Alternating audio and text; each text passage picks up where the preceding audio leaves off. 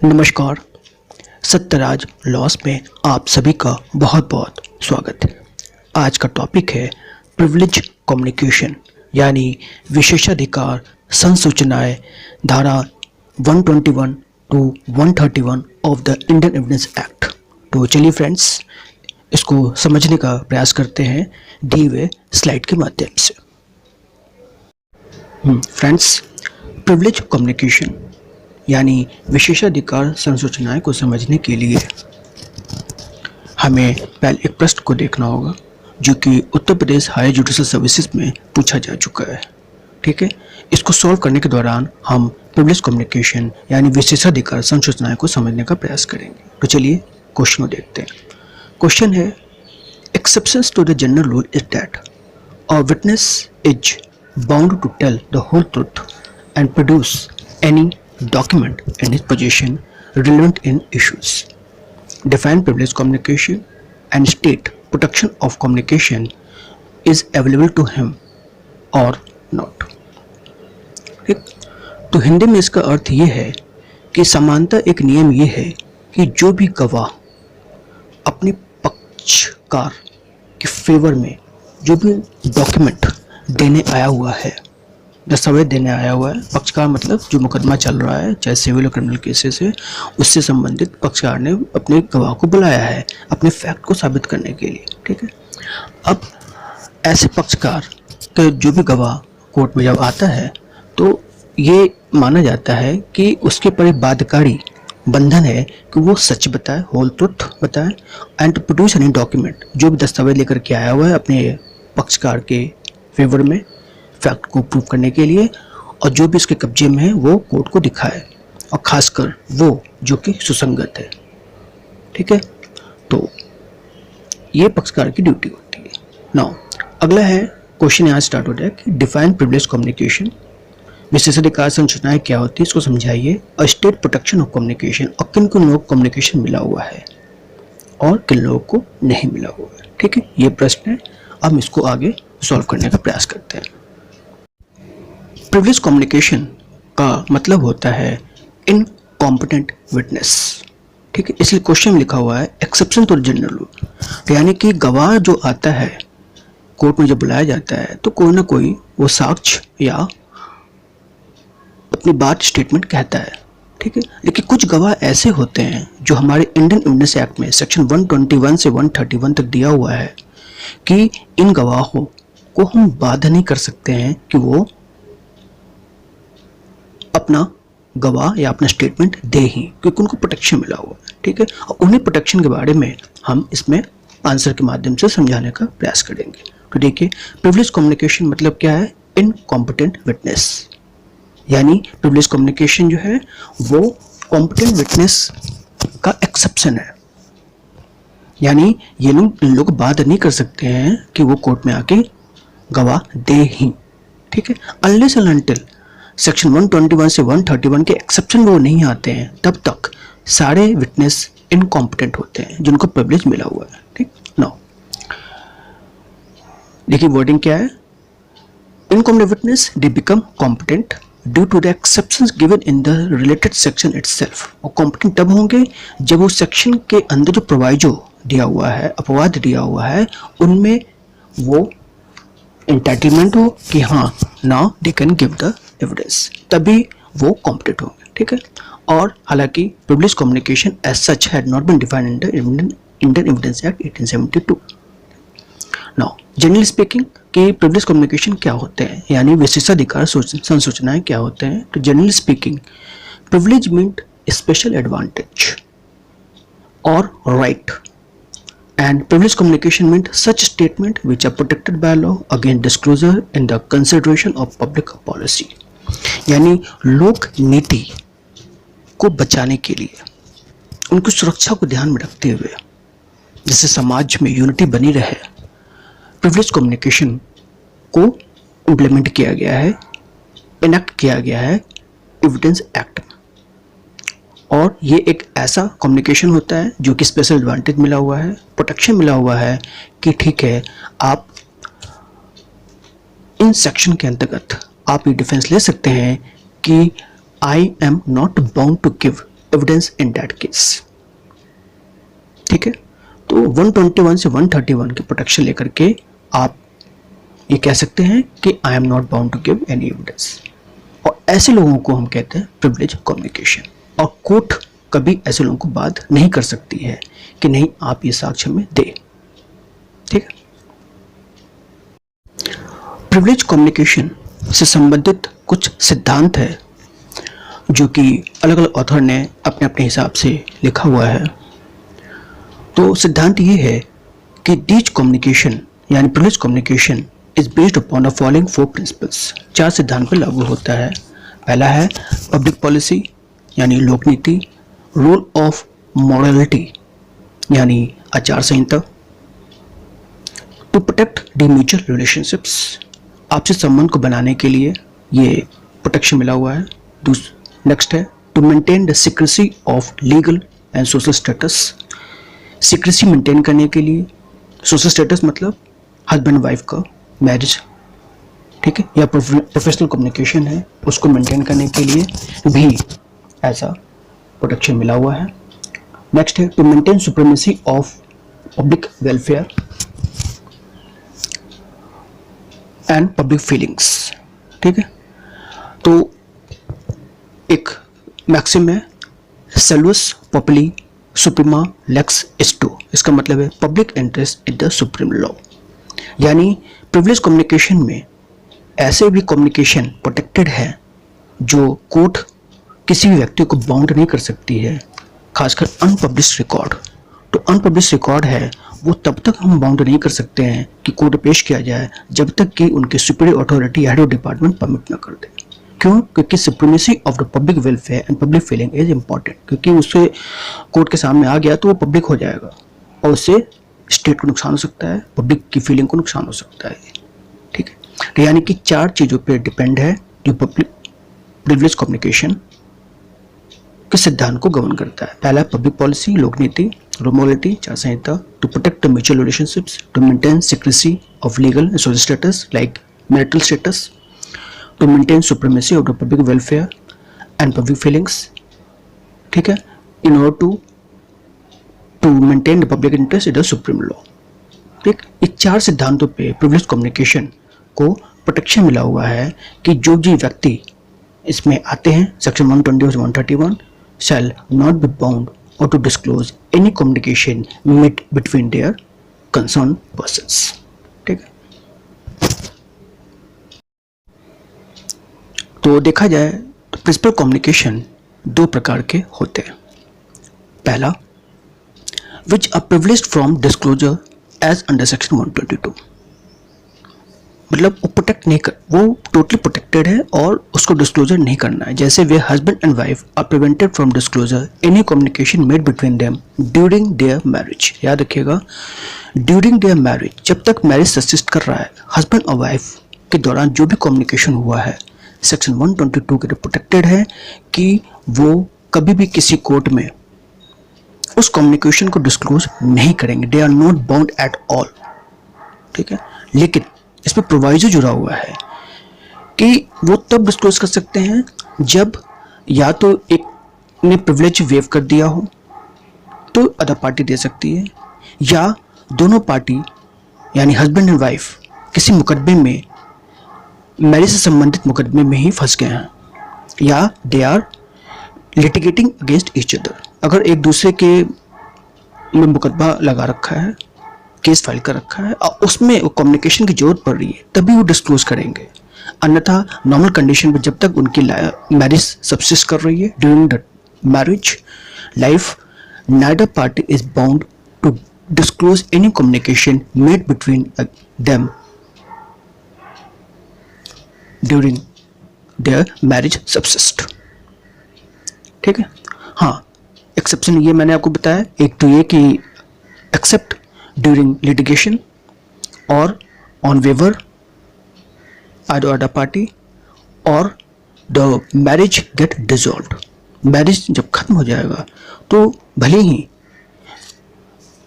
किसी और मामले में कर सकते हैं, लेकिन मैरिज खत्म होने के बाद भी जो कम्युनिकेशन जो मैरिज के दौरान हुई है उसको डिस्क्लोजर प्रोटेक्शन मैरिज डिसॉल्व होने के बाद भी उन लोगों को मिलता रहेगा। ठीक? दूसरा प्रकार है which is prohibited from being disclosed as mention in section 121 से 131। 132 को देख लिया है और बाकी जो अदर है हम अगले स्लाइड्स पे देखते हैं कि कौन कौन से प्रिविलेज कम्युनिकेशन है जो कि प्रोटेक्टेड है from disclosure before any court of law. ठीक है, जो कि सेक्शन 121 से 131 में। लेकिन जैसे मैंने आपको बताया कि प्रिविलेज कम्युनिकेशन का प्रोटेक्शन तभी तक है जब तक कि उस सेक्शन के अपवाद में यानी एक्सेप्शंस यानी प्रोवाइजो में नहीं आ रहा है। ठीक है, तो सेक्शन 122 के कुछ प्रोवाइजो हैं जो कि मैंने पहले जिक्र किया है। अब इस चीज़ को लिखा हुआ है उसे मैं रीड ऑन करता हूँ। देखिए, सच प्रोटेक्शन ऑफ कम्युनिकेशन यानी marriage communication is not available to any criminal act apart from communication. एक राम भरोसे का केस है वर्सेस यूपी 1954 सुप्रीम कोर्ट। इसमें हुआ क्या था कि वाइफ ने देखा कि उसका हस्बैंड जो है किसी का मर्डर किया और सुबह सुबह आकर के अपने बॉडी को धोता है, वॉश आउट करता है और फिर कपड़े चेंज करके घर में चला आता है। ठीक है, ये एक्शन उसने देखा और उसे संदेह हुआ कि उसके पति ने कुछ गलत काम किया हुआ है। ठीक है, याद रखिएगा ये क्रिमिनल एक्ट है and it is not protected under privilege communication. ये बात को हेल्ड की गई है। ठीक है, क्योंकि कम्युनिकेशन है यानी कि हस्बैंड और वाइफ के बीच में क्या संवाद हुआ है, क्या संसूचनाएं हुई हैं, एक दूसरे ने क्या दिया हुआ है, सिर्फ उसका प्रोटेक्शन है। लेकिन कोई क्रिमिनल एक्ट अगर पत्नी ने देखा हुआ है, कोर्ट में आके बयान देती है कि मेरे हस्बैंड ने ऐसा कुछ काम किया है, तो that is not protected.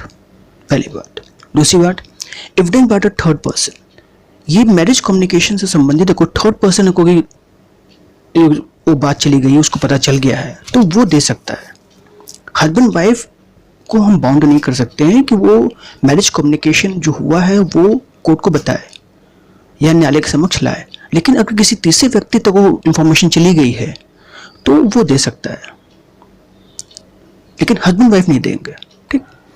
Third condition है on waiver of privilege without the consent of other spouses after dissolution of marriage, या उस प्रिविलेज को वेव ऑफ कर दिया गया है।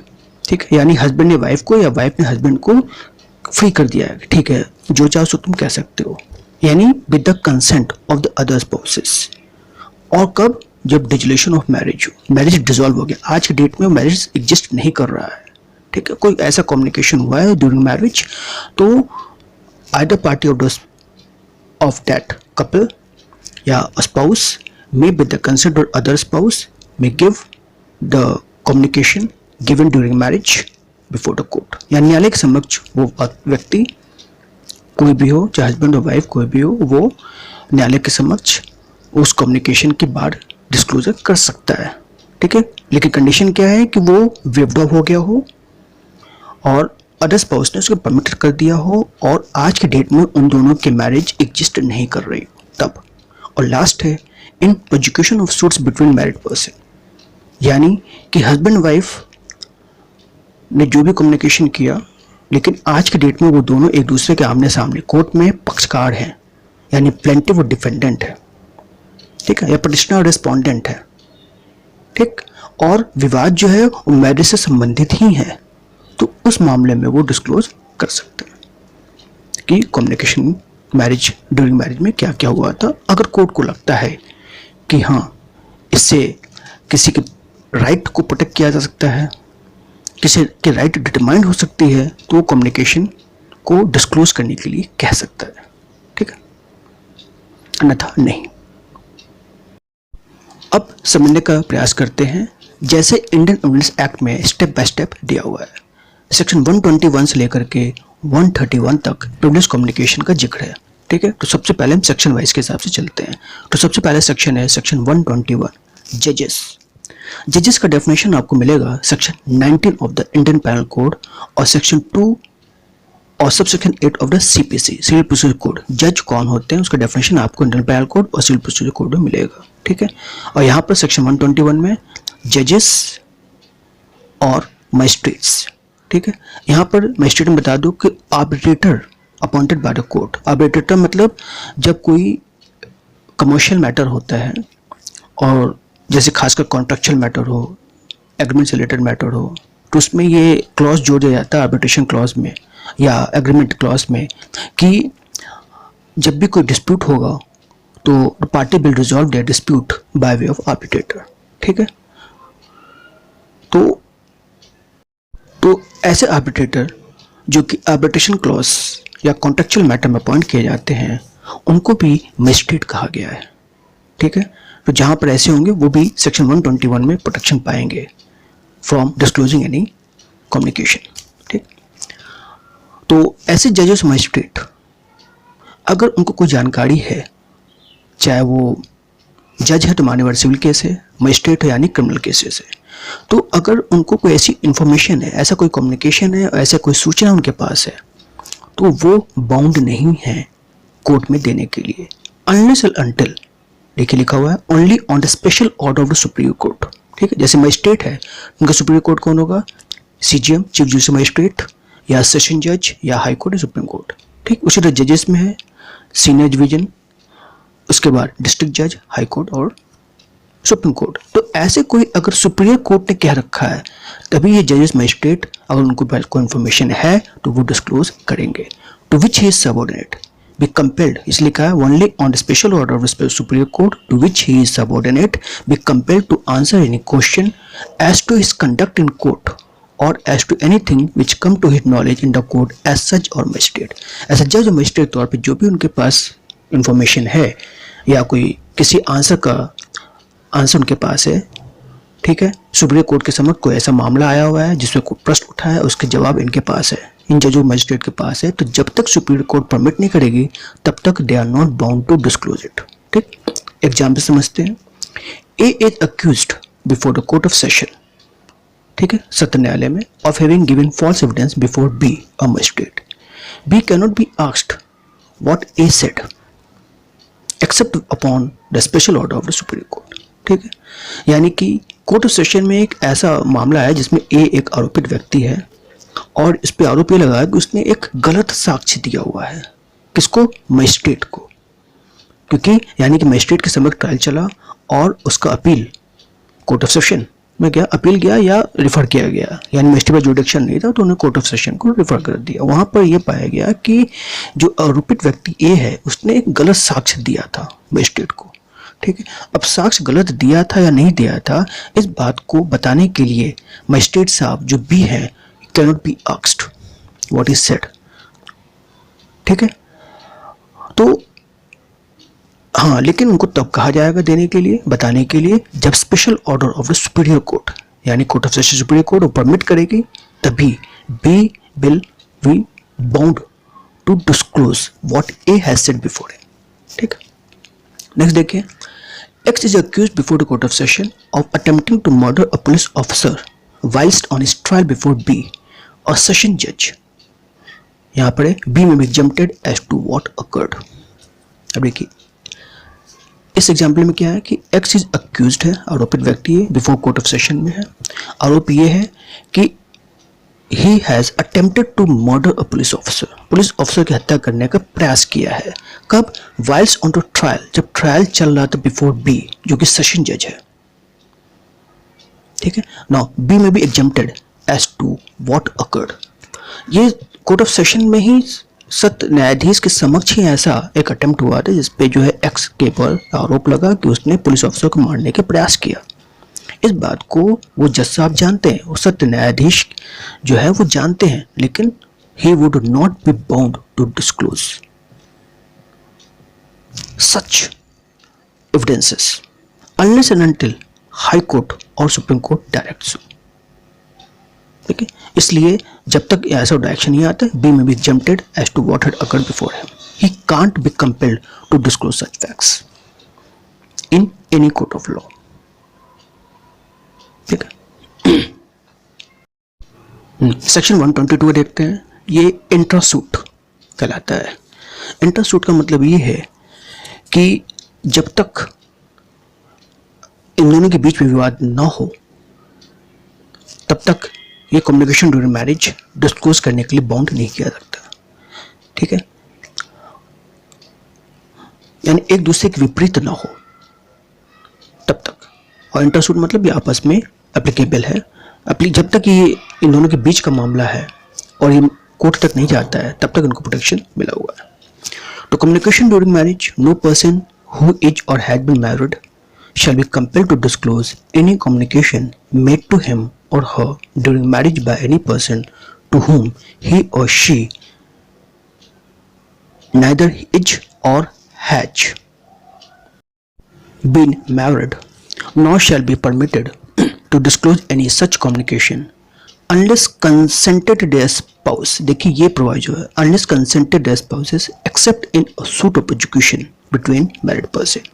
यानी दो ग्राउंड पे डिस्क्लोज कर सकते हैं, कंसेंट ले ले या आपस में मुकदमेबाजी हो रही है तब वो डिस्क्लोज कर सकते हैं। And this section is based upon two principles. ये कम्युनिकेशन ड्यूरिंग मैरिज जो प्रोटेक्शन मिला हुआ है इसकी वजह क्या है, देखिए दो सिद्धांत पे आधारित। पहला, to maintain the peace, pleasure and conjugal rights between the spouses and to maintain family bonding in the society.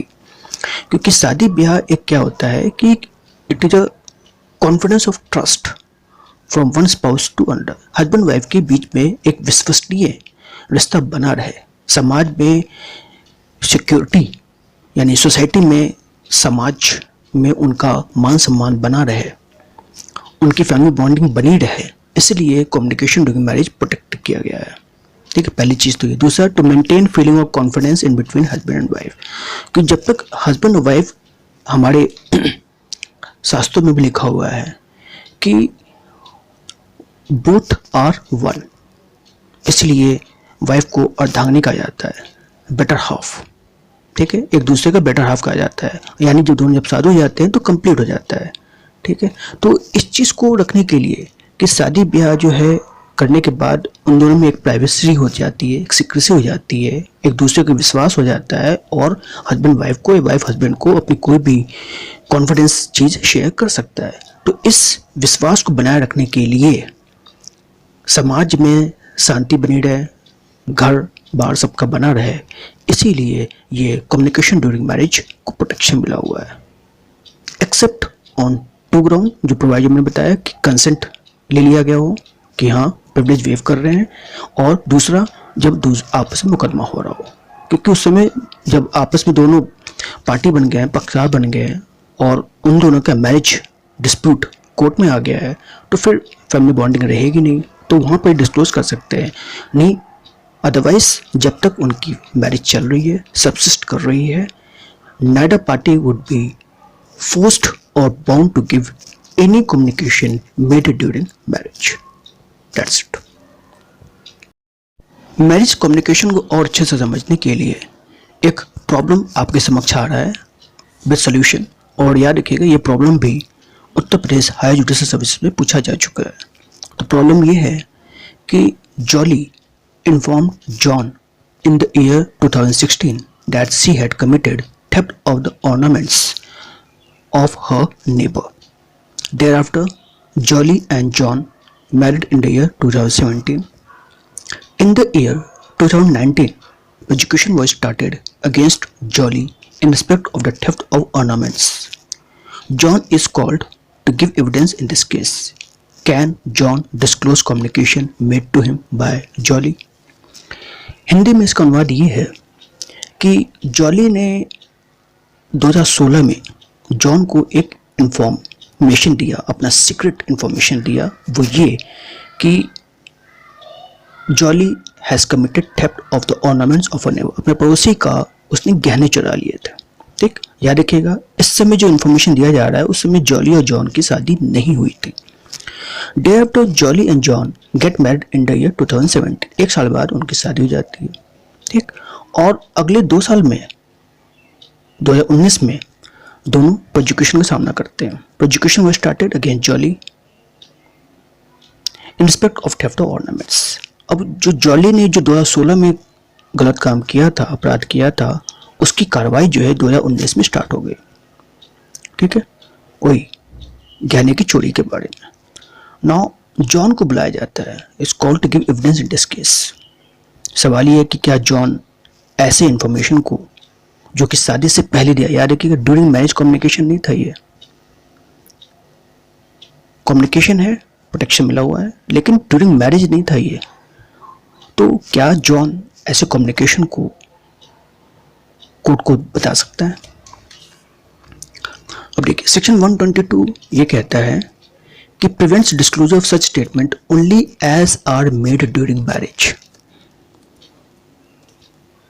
तो अगर हम सेक्शन के वर्जन पे जाएं तो उसमें कहा हुआ है कि कोई भी कम्युनिकेशन जो ड्यूरिंग मैरिज के दौरान दी गई है उसका प्रोटेक्शन है, न कि बिफोर और आफ्टर। ठीक है, देयरफॉर ऐसे कम्युनिकेशन का प्रोटेक्शन नहीं मिलेगा। Therefore no protection exist with regard to communication made between the parties before marriage, जैसा इस केस में हुआ है। Here Jolly confessed to John about theft of ornaments in the year 2016 when they were not married. They got married in the year 2017 and therefore bar of section 122 will not apply. And John can be, याद रखिएगा, John can be compelled to disclose the communication made to him by the Jolly before their marriage. ठीक है, ऐसे communication John Conway कर सकता है, disclose कर सकता है on the direction of the court. ठीक है, तो इस प्रॉब्लम का ये सॉल्यूशन है अकॉर्डिंग टू द वर्जन। लेकिन अगर हम पब्लिक मॉरलिटी या पब्लिक पॉलिसी की बात करें तो ऐसा करने से होगा क्या कि भले ही जॉली को सजा हो या क्या होता है तो बात की बात है, लेकिन ऐसे कम्युनिकेशन को डिस्क्लोज करने से नुकसान ये होगा कि अगर मान लीजिए जॉली जो है कन्वर्ट हो जाती है तो उनका संबंध तो टूट ही जाएगा। फिर she will not at all have trust on her own husband, क्योंकि उसने भरोसे पे विश्वास करके जॉन को कुछ बताई। गलत है सही हो बात की बात है, लेकिन उसने बताई तो। ठीक है, तो इसलिए सेक्शन 122 में तो प्रोटेक्शन नहीं मिलेगा। John can disclose, compelled to disclose the communication. ठीक है, लेकिन अब जॉन के ऊपर डिपेंड करता है। जॉन उसे मना भी कर सकता है, लेकिन मना करने पे नुकसान ही हो सकता है कि फॉल्स एविडेंस के आधार पे जॉन भी कन्विक्ट हो सकता है। ठीक है, तो अभी कोर्ट को देखना होगा कि ऐसा न्याय करे, ऐसा जजमेंट पास करे और ऐसा डायरेक्शन पास करे जिससे कि जॉली ने गलत काम किया है और जिससे नुकसान हुआ है उसको रिलीफ मिल जाए, और जॉली और जॉन दोनों का पारिवारिक जो फैमिली बॉन्डिंग है, मैरिटल रिलेशनशिप्स है, वो भी ब्रेक ना हो। इस बात को ध्यान रखना पड़ेगा in the interest of the public policy. लोक नीति के आधार पे जैसा जिस ग्राउंड पे ये प्रोटेक्शन मिला हुआ है उस ग्राउंड को भी ध्यान में रखना पड़ेगा। सेक्शन 122 से संबंधित दो इम्पोर्टेंट केस लॉस है जो कि कई बार प्रिलिमिनरीज में और मेंस में पूछा जा चुका है। पहला केस है MC Varghese versus TG Ponnan 1970 supreme court. इसमें एपेक्स कोर्ट ने हेल्ड किया कि section 122 applies where communication has been made during marriage and not either prior और आफ्टर डिसोल्यूशन ऑफ मैरिज। अगर इस जजमेंट की बात करें तो इसमें ये साफ साफ कहा गया है कि कम्युनिकेशन प्रोटेक्शन मिला हुआ है, मैरिटल कम्युनिकेशन, वो सिर्फ तब तक है जब तक कि मैरिज चल रहा है। ठीक है, अगर कोई भी कम्युनिकेशन उससे पहले दिया हो या बाद में दिया गया हो, मैरिज खत्म होने के बाद दिया गया है, तो वो प्रोटेक्शन नहीं है, मिलेगा। ठीक है, और दूसरा जो केस लॉ मैं पहले डिस्कस कर चुका हूँ, राम भरोसे व state of UP 1954 supreme court. इसमें सुप्रीम कोर्ट ने हेल्ड किया है कि मैरिज कम्युनिकेशन का प्रोटेक्शन मिला हुआ है or during a wedlock of the husband or wife and vice versa is prevented from being proved in a court of law. But any criminal act is done, any criminal act or conduct or act of either species, either spouse seen by the other is not protected. कोई भी criminal act है, भले ही marriage subsist कर रहा हो, तो उसका protection section 122 में आपको नहीं मिलेगा, क्योंकि ये प्रोटेक्शन सिर्फ कम्युनिकेशन का है, कोई क्रिमिनल एक्ट और कंडक्ट के लिए नहीं है। अब प्रिविलेज कम्युनिकेशन को हम दो अलग अलग कंट्री के लॉ से डिस्टिंग करके देखते हैं। पहला इंडियन लॉ है और दूसरा इंग्लिश लॉ है। इंडियन लॉ में जो कहा गया है कि privilege to marriage communication remain maintained even after divorce और डेथ ऑफ अदर पार्टी, यानी कि जो मैरिज कम्युनिकेशन है भले ही आज के डेट में एग्जिस्ट नहीं कर रहा हो, मैरिज एग्जिस्ट नहीं कर रहा हो और वो डिवोर्स हो गया हो या डेथ और अदर पार्टी हो गया, फिर भी मैरिज कम्युनिकेशन इज प्रोटेक्टेड है, ठीक है। लेकिन इंग्लिश लॉ में here such privilege communication ceases to exist after death और डिवोर्स और अदर पार्टी। अगर मैरिज खत्म हो गया है, चाहे डेथ से या डिवोर्स से खत्म हो गया है, तो प्रिविलेज कम्युनिकेशन मेंटेन्ड नहीं रहेगा। लेकिन इंडियन लॉ में ये प्रिविलेज कम्युनिकेशन मेंटेन रहेगा even after dissolution of marriage either by divorce और डेथ, ठीक। नेक्स्ट डिफरेंस ये है कि इंडियन लॉ में the express consent of other parties और the legal representatives are quite essential before disclosure of such communication, ठीक है। यानी एक्सप्रेस कंसेंट जो वेवर ऑफ द प्रिविलेज की बात किया गया है उसी सेक्शन 122 में, इसमें कहा गया है कि एक्सप्रेस कंसेंट है। एक्सप्रेस का मतलब क्या है कि या तो ओरल हो या रिटन हो, ठीक है। अदर पार्टी और द लीगल रिप्रेजेंटेटिव यानी कि उनके बच्चे या कोई जिसको भी ऑथराइज कर दे वो मैरिड कपल, ठीक है। अगर अदर पार्टी ने ऑथराइज कर रखा है किसी को, एक्सप्रेस कंसेंट दे रखा है, ठीक, तो एक्सप्रेस कंसेंट मिलने के बाद जब प्रिविलेज वेव्ड ऑफ हो गया है तो now they can disclose there marriage communication before the court of law, ठीक। लेकिन इंग्लिश लॉ में क्या कहा गया है कि here is no need of consent of party और the legal representative for disclosure of such communication. यहाँ पर ऐसा इंग्लिश लॉ में ऐसा कोई प्रावधान नहीं है कि लीगल रिप्रेजेंटेटिव को कंसेंट अगर मिल जाता है तो वो मैरिज कम्युनिकेशन को डिस्क्लोज कर सकता है, ठीक है। यहाँ ऐसा कोई परमिशन नहीं है। लेकिन इंडियन लॉ में है कि with the consent legal representative can disclose such communication, okay. Section 123 को देखें तो इसमें evidence as to affairs of state, किसी भी राज्य के अफेयर से रिलेटेड कोई साक्ष्य, तो यहाँ पर वर्डिंग है कि no one shall be permitted to give any evidence derived from unpublished official record, underline unpublished official record relating to the affairs of a state except with the permission of the officer as the head of the department concerned who shall give or withhold such permission as he thinks fit, okay. This section is based on the maxim salvulus populi supreme lex esto यानी public interest is the supreme law। कहने का तात्पर्य ये है कि इसमें किसी भी ऑफिशियल सर्वेंट को यानी गवर्नमेंट सर्वेंट को बाध्य नहीं किया सकता कि जो कि अनपब्लिश्ड ऑफिशियल रिकॉर्ड है उसको डिस्क्लोज करे कोर्ट के समक्ष, अनलेस एंड अनटिल जो हेड ऑफ डिपार्टमेंट है वो परमिट ना करे, ठीक है। क्यों? क्योंकि ये मैक्सिम के आधार पे इस पर प्रोटेक्शन मिला हुआ है और वो ये है कि public interest is the supreme law, लोकहित सबसे बड़ा लॉ है, even the court of law, न्यायालय के लॉ से तो प्रीम है ही, ठीक है। तो ऐसे एविडेंसेस को स्टेट से संबंधित कोई भी अनपब्लिश्ड ऑफिशियल रिकॉर्ड है उसको भी डिस्क्लोज नहीं किया जाएगा जब तक कि वो पब्लिश ना हो गया या हेड ऑफ डिपार्टमेंट परमिट ना करे। कोर्ट भी उस ऐसे साक्ष्य को नहीं मांग सकती, नहीं दिखाने के लिए बात कर सकती है किसी भी गवर्नमेंट सर्वेंट को, ठीक है। स्टेट याद रखिएगा, यहाँ पर स्टेट गवर्नमेंट या इवन सेंट्रल गवर्नमेंट दोनों के लिए। नाउ सेक्शन 124 ऑफिशियल कम्युनिकेशन, ठीक है। यहाँ पर वर्डिंग देखिए क्या है, no public officer shall be compelled to disclose communication made to him in official confidence when he consider that the public interest would suffer by disclosure. Official communication मतलब ऐसा communication है सुपीरियर ऑफिसर ने अपने subordinate officer को कह रखा है, कोई इन्फॉर्मेशन दिया हुआ है, ठीक है, चाहे वो पुलिस डिपार्टमेंट हो, डिफेंस पर्सनल हो या इनकम डिपार्टमेंट, कोई भी ऑफिशियल कम्युनिकेशन है जो एक डिपार्टमेंट के अंदर की बात है, ऑफिशियल कॉन्फिडेंस दिया गया है। तो पब्लिक इंटरेस्ट में ये कहा गया है कि लोकहित को ध्यान में रखते हुए अगर इम्पोर्टेंट है वो कम्युनिकेशन पब्लिक इंटरेस्ट से रिलेटेड है तो ऐसे डिस्क्लोज करने के लिए बाउंड नहीं है, ठीक है। लेकिन एक सुप्रीम कोर्ट ने जजमेंट में मैसर्स दागीराम वर्सेस त्रिलोकी चंद जैन में कहा गया है कि ऐसा ऑफिशियल कम्युनिकेशन जो डिपार्टमेंट के अंदर ही कम्युनिकेट किया गया हुआ है by superior to junior officer, junior to superior officer, जैसा भी हो, डिपार्टमेंट में कम्युनिकेशन एक तरह से कन्वे किया गया हुआ है, तो ऐसे police communication is cannot be claimed when court has summoned the protection.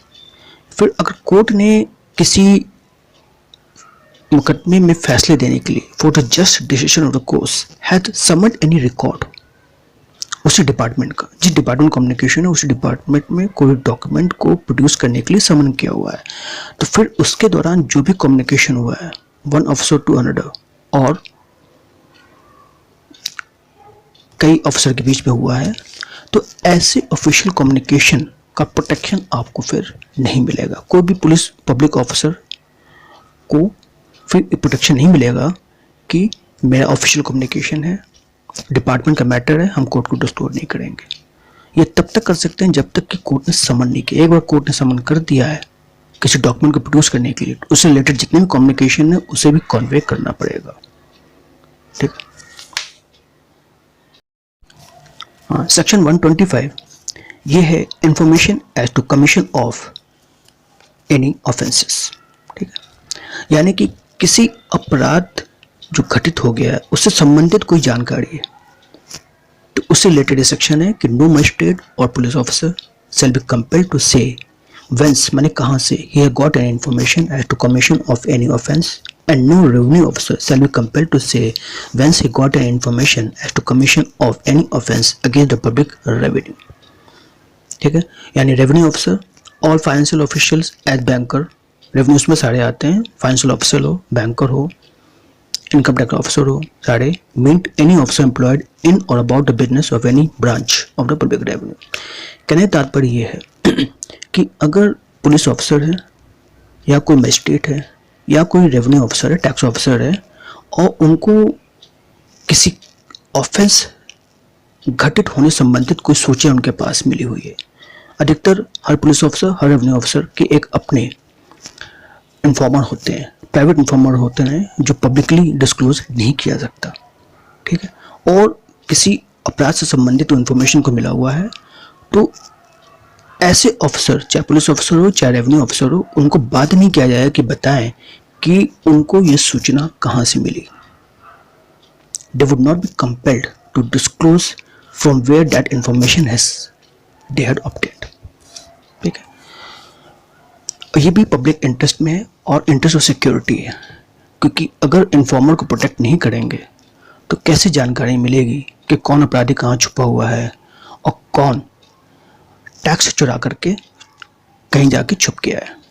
तो पब्लिक एक्सचेकर का नुकसान ना हो, स्टेट को नुकसान ना हो, order, law and order maintain रहे, इसीलिए ये प्रोटेक्शन मिला हुआ है। Information as to commission of offences shall not be disclose at any cost. इनको कहां से मिला हुआ है? ठीक। नाउ 126 ये हम लोग जितने लॉयर्स हैं उनके लिए बहुत इंपॉर्टेंट है, जो कि सेक्शन 127, 128, 129 के साथ पढ़ना पड़ेगा।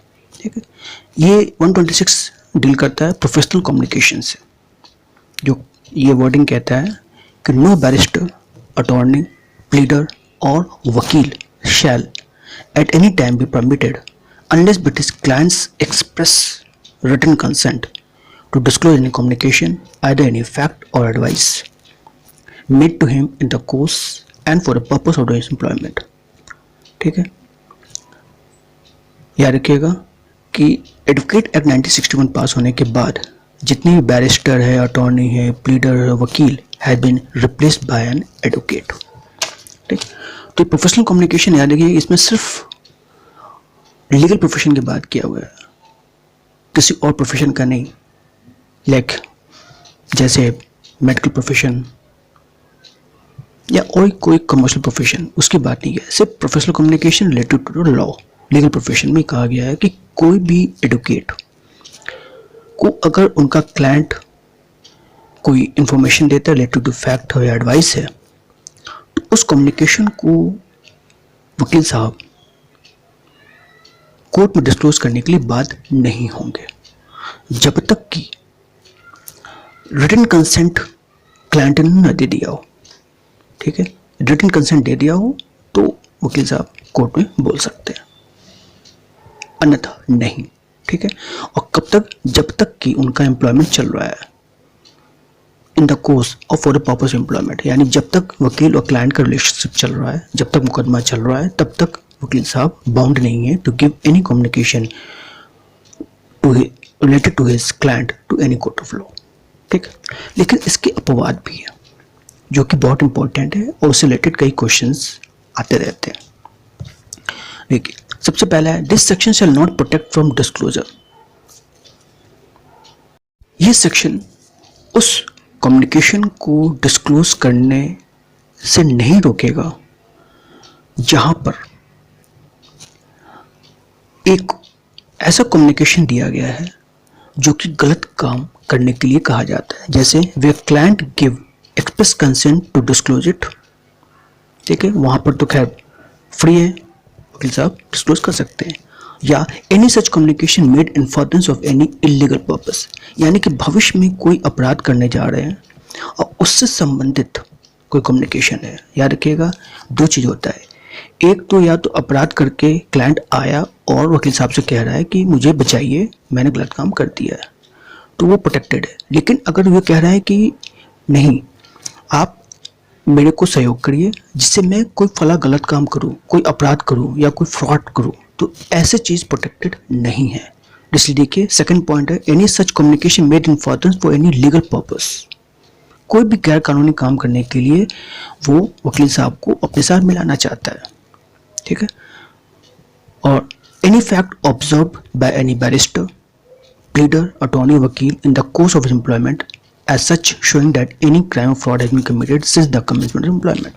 याद रखिएगा, कोई भी कम्युनिकेशन जिस समय उनको दिया गया उसके बाद अगर कोई ऐसी घटना घटने होने वाली है जो अपराध से संबंधित है या किस प्रकार का ऑफेंस होने वाला है या किया जाना है, तो ऐसे कम्युनिकेशन का प्रोटेक्शन वकील साहब को नहीं मिला हुआ है।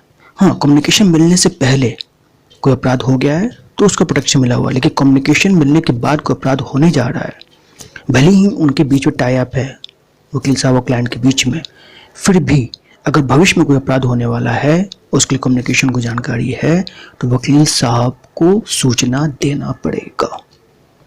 Then he is not protected. Protection है तब तक जब तक कि कम्युनिकेशन से पहले तक अपराध हो गया और ठीक है, कम्युनिकेशन के बाद कोई अपराध हो रहा है तो प्रोटेक्शन नहीं मिलेगा। सेक्शन 126 यानी प्रोफेशनल कम्युनिकेशन को अच्छे से समझने के लिए सामने एग्जाम्पल दिया हुआ है, इसके माध्यम से समझने का प्रयास करते हैं। देखिए, a client says to B an attorney, I have committed forgery and I wish you to defend me. As the defence of a man known to be guilty is not a criminal purpose, this communication is protected from disclosure. क्यों? क्योंकि देखिए, यहाँ पर client अपराध करके आ रहा है, ठीक है, और उसे हमें बचाना है। अगर मैं लॉयर होता तो बचाता मैं, वो अपराध करके आया हुआ है, हैव कमिटेड। ठीक, तो ऐसे कम्युनिकेशन को डिस्क्लोज करने के लिए कोई भी वकील साहब बाउंड नहीं। ठीक, दूसरा एग्जाम्पल देखिए, X a client says to Y an attorney, I wish you to obtain possession of property by use of false deed on which I request you to sue. This communication being made in furtherance of criminal purpose is not protected from disclosure। अब देखिए, जिस दिन communication हुआ उसके बाद होने वाले अपराध के लिए ये क्लाइंट कन्विंस कर रहा है, कम्युनिकेशन कर रहा है, जैसे I wish you to obtain possession of property by the use of false deed. अब देखिए, भविष्य में अगर कोई अपराध करने के लिए वकील साहब को कन्विंस करता है या कम्युनिकेशन करता है तो that is not protected under section 126। फिर देखिए तीसरा, R wrote a letter to his lawyer X that he is going to commit theft and in case he is apprehended he should be protected. Can X be witness against R in case of charge of theft? Yes, X can be witness as it has made in furtherance of offence, यानी अपराध जो होने वाला है उसकी सूचना उनको पहले मिल गई है, तो ऐसे कम्युनिकेशन को प्रोटेक्शन को नहीं मिला हुआ। ठीक है, याद रखिएगा, कम्युनिकेशन मिलने से पहले तक अपराध हो जाए तो कोई बात नहीं, लेकिन अगर कम्युनिकेशन मिलने के बाद कोई अपराध होने की संभावना है या होने की तैयारी की जा रही है, तो ऐसे कम्युनिकेशन का प्रोटेक्शन जो इन फर्दरेंस ऑफ कमीशन ऑफेंस हो रहा है, ठीक है, जो भविष्य में होने वाला है, तो ऐसे अपराध का प्रोटेक्शन से संबंधित कम्युनिकेशन संसूचना प्रोटेक्टेड नहीं है। एक पॉइंट नोट कर लीजिएगा कि legal adviser can not disclose any such communication even when their employment ceased और एंडेड और क्लाइंट इज डेड। याद रखिएगा, नॉर्मली प्रोफेशनल कम्युनिकेशन में ये एक नियम बनता है कि भले ही मुकदमा खत्म हो गया हो, क्लाइंट और वकील साहब के बीच का रिश्ता खत्म भी हो गया है, उसके बावजूद कोई भी कम्युनिकेशन उनके बीच में अगर कोई ऐसी बात है जो केस से अन्यथा कोई कम्युनिकेशन मिल गई है, तो वो प्रोटेक्शन मिला रहेगा। Even when employment is ceased, यानी कि प्रोफेशनलिज्म खत्म हो गया, यानी वकील साहब और क्लाइंट के बीच का संबंध खत्म हो गया है या क्लाइंट का मृत्यु हो गया है, उसके बावजूद भी ऐसे कम्युनिकेशन का प्रोटेक्शन बना रहता है। सेक्शन 126 को और अच्छे समझने के लिए इसके साथ 127, 128 भी पढ़ना जरूरी है, क्योंकि ये तीनों सेक्शन कनेक्टेड है टू प्रोफेशनल कम्युनिकेशन। अब देखिए, तो professional communication also apply to any interpreter और क्लर्क और सर्वेंट और बैरिस्टर, अटॉर्नी और वकील, उनको भी बाध्य नहीं किया जाएगा। यानी वकील साहब के जो क्लाइंट है वो तो कम्युनिकेशन दे रहा है, सो है ही है। अगर इन दोनों के बीच का जो कम्युनिकेशन है, अगर किसी ने जैसे कि उनके टाइपिस्ट, उनके क्लर्क, जैसे मुंशी जिसे कहते हैं, सर्वेंट है, अगर उन्होंने भी वकील साहब और क्लाइंट के बीच का कम्युनिकेशन सुन लिया है, तो they are also protected from disclosure. ठीक। सिमिलरली सेक्शन 128 में privilege not waived by volunteering evidence, कोई स्वेच्छा से कोई अगर साक्ष्य दे रहा है तो इस तरह से वो प्रिविलेज वेव्ड नहीं हो जाएगा। जो प्रोफेशनल कम्युनिकेशन है वो वेव्ड नहीं होगा, सिंपली इसलिए क्योंकि उसने स्वेच्छा से किसी क्लाइंट ने साक्ष्य दे रखी है। If any party to a suit or proceeding gives evidence there at his own instance or otherwise, he shall not be deemed to have consented thereby to such disclosure as mentioned in 126। अगर किसी suit और proceeding में चल रहा है और उसमें कोई व्यक्ति वहां पहुंच जाता है, वो अपनी स्वेच्छा से, अपनी ही इच्छा से कोई साक्ष्य देना चाहता है जो कि रिलेटेड टू प्रोफेशनल कम्युनिकेशन 126, तो अगर वॉलंटरली कोई एविडेंस दे रहा है किसी सूट प्रोसीडिंग में, तो इसका ये नहीं माना जाएगा कि वो जो दे रहा है वो अदर पार्टीज के कंसर्न से दे रहा है। ठीक है, तो इसलिए ये नहीं मानना चाहिए कि privilege has been waived off, क्योंकि वो स्वेच्छा से साक्ष्य दे रहा है। नहीं, प्रोटेक्शन है तो है। सेक्शन 129, ये confidential communication with legal adviser है। कोई ऐसा सीक्रेट इंफॉर्मेशन है जो कि किसी व्यक्ति ने अपने लीगल एडवाइजर को दे रखा है। He shall not also be compelled to disclose unless he or she, a client, offer himself or herself as a witness only for explaining such communication, not otherwise। यानी कि कोई भी सीक्रेट में confidential communication दिया हो legal adviser को, तो ऐसे व्यक्ति को भी कन्फेस यानी करने के लिए डिस्क्लोज नहीं किया जाएगा, कंपेल नहीं किया जाएगा कि डिस्क्लोज करे, अनलेस उनका क्लाइंट, चाहे वो महिला हो या पुरुष हो, खुद विटनेस के तौर पे कोर्ट में प्रस्तुत न हो। और वो प्रस्तुत होगा क्यों? सिर्फ इसलिए कि कॉन्फिडेंशियल कम्युनिकेशन को वो अच्छे से एक्सप्लेन कर सके। ठीक है, सिर्फ इसलिए जो है वो एक्सप्लेन करने के लिए उसको बुलाया नहीं जाएगा, ना उससे बात किया जाएगा कि नहीं आप इससे बताइए जिससे समझ में आया कि कॉन्फिडेंशियल कम्युनिकेशन है क्या था। नहीं, क्योंकि प्रोटेक्शन है तो है, इसमें कोई अपवाद नहीं है। आप कोई और दूसरा तरीका लिखिए, लेकिन न्यायालय ये बाध्य नहीं करेगी उस क्लाइंट को कि विटनेस के तौर पे आए और कॉन्फिडेंशियल कम्युनिकेशन को एक्सप्लेन करे, क्योंकि 129 का वायलेशन हो जाएगा। Section 130, protection of title deed of witness not a party, यानी ऐसा कोई गवाह है जिसके पास कोई टाइटल डीड पड़ी हुई है, ठीक है, किसी चीज़ का डॉक्यूमेंट जिसमें टाइटल से उसका साबित हो रहा है उस गवाह के पास है, ऐसे व्यक्ति को भी कंपेल नहीं किया जाता। Shall not be compelled to produce his title deeds, ठीक, या any document in virtue of which he holds any property, ऐसा प्लेजी और मॉर्गेजी, बंधक के तौर पे उसके पास है, या any document the production of which might tend to criminate him, ऐसा डॉक्यूमेंट प्रोड्यूस करने नहीं कहा जा सकता जिससे कि उससे अपराध साबित हो रहा हो या किसी अपराध में उसको इन्वॉल्व किया जा सके, unless he has agreed in writing to produce them with the person seeking the production of such deeds. ठीक है, कहने मतलब है कि अगर कोई ऐसा गवाह है जिसके पास किसी और की प्रॉपर्टी रखी हुई है, बंधक के तौर पे, गिरवी के तौर पे रखी हुई है, और उसका टाइटल डीड उसके पास है, तो ऐसे व्यक्ति को टाइटल डीड प्रोड्यूस करने के लिए नहीं बाध्य किया जाएगा। ठीक है, जिससे कि उस पर अपराध चलाया जा सके, या ये बताने के लिए कहा जाए कि भाई तुम बताओ इस प्रॉपर्टी पे कैसे काबिज हो। ठीक है, और इसमें अपवाद भी है कि ऐसे व्यक्ति, ऐसे गवाह को टाइटल डीड प्रोड्यूस करने के लिए तब तक नहीं कहा जाएगा जब तक कि वास्तव में जिसका ओनर है, जो ओनर है रियल में, वो लिख के ना दे दे कि हाँ तुम प्रोड्यूस कर दो। ठीक है, यानी कि किसी भी गवाह को हम बात नहीं कर सकते हैं कि वो टाइटल डीड का डॉक्यूमेंट कोर्ट में पेश करे जब तक कि उसके पास रिटन अथॉरिटी ना हो। ठीक है, तब तक हम उससे बात नहीं कर सकते।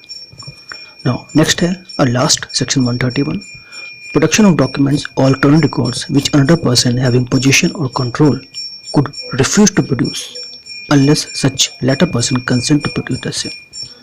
वही सेम है कि अगर कोई किसी पास डॉक्यूमेंट इलेक्ट्रॉनिक रिकॉर्ड्स है, कोर्ट को चाहिए, ठीक, और वो किसी और के पास है हैविंग पोजीशन कंट्रोल, तो वो मना कर सकता है जब तक कि जो मेन ओनर है वो परमिट ना कर दे। ठीक, That's it in this video. Thanks for watching. अगली वीडियो पे हम नया प्रश्न के साथ आपके समक्ष प्रस्तुत होंगे।